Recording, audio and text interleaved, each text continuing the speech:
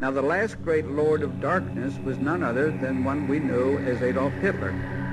Adolf Hitler was a divine instrument. Adolf Hitler played his role well. He wore the dark hat as opposed to the white hat. Well, in comes the Lord of Darkness, and in this case we're talking about Hitler, to see how well we had learned in the past from the Lords of Light.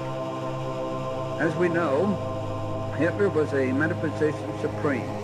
As he was a boy, he studied studiously for many, many years what we know today as esoteric or metaphysical things. He also, in addition to the many understandings he had of Beril and many other powers which were, of course, used by the ancients, he had a morbid fascination with the spear of destiny.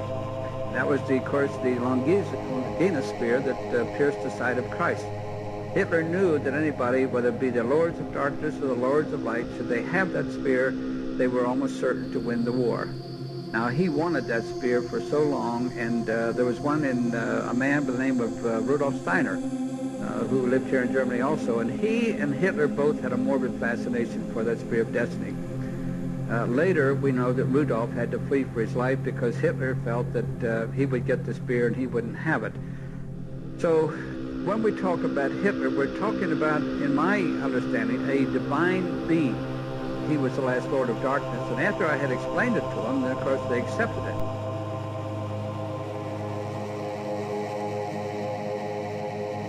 And with the cessation of hostilities, of course, in Europe, Germany has capitulated, and of course there was an immediate interest and concern to get there as quickly as possible to capture the personnel, the documents, and also the instruments called the spacecraft which Hitler had created. Now, that was of primary interest to the Soviets, the Americans, and of course the English. As it turns out, the Soviets were the first to reach Berlin, and they did get most of the documents supportive, of course, of that particular project.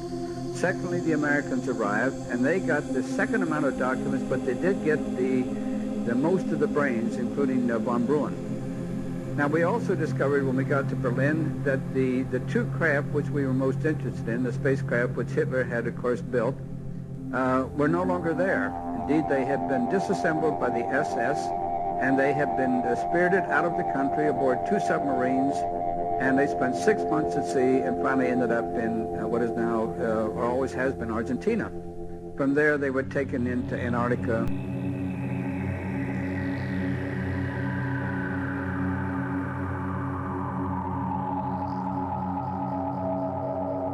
But I was also talking about Hitler, and I also said that I didn't think he died in the bunker. She couldn't wait to talk to me, and later on we had a private interview, and she told me that she was the daughter of the former secret head of Argentina. And I won't mention her name on TV, but nevertheless, I know that it was all substantiated. She said that when she was a little girl, about 10 or 12 years old, she and her father, who was the head of the Secret Service of Argentina, were dining in an outdoor cafe. And he said, you see that man sitting over there? And she said, yes. He said, well, that's Hitler. You see the woman sitting next to him? That's Eva Braun, his wife. Hitler did not die in the bunker. So we have to assume then, as the spacecraft were being taken to Argentina, Hitler also went along with that and later set up his life in Argentina.